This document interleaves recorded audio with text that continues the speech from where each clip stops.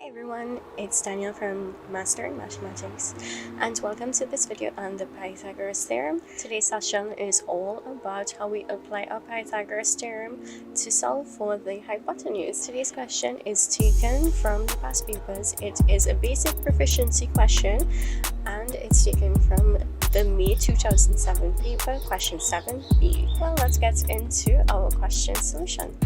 The first part of this question asks us to find the length of xy.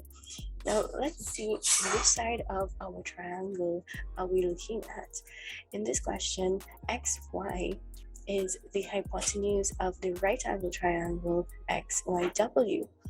Now, once we can recognize it's a right angle triangle, immediately we should think to use Pythagoras theorem to find the length of its missing side. Also, simply because we are given the length of the two other sides, we know we can apply Pythagoras theorem here.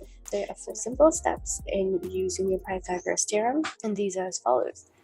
There are 4 simple steps. You can remember them as follows. Apply the theorem, substitute the values, simplify a statement, and then solve for your unknown. Let's take a look at how this works out. The first is to apply your theorem. Begin by always stating your theorem. Your theorem, a squared plus b squared is equal to c squared. Now you always want to make sure that when you apply your theorem, you use the notation used on your triangle.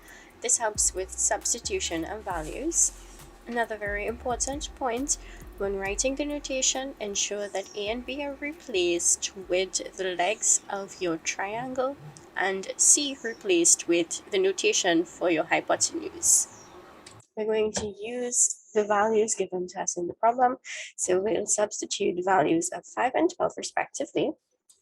And we still don't know the value of xy as yet. We're going to simplify, which means to evaluate the squares of these two numerical values, being 25 and 144 respectively.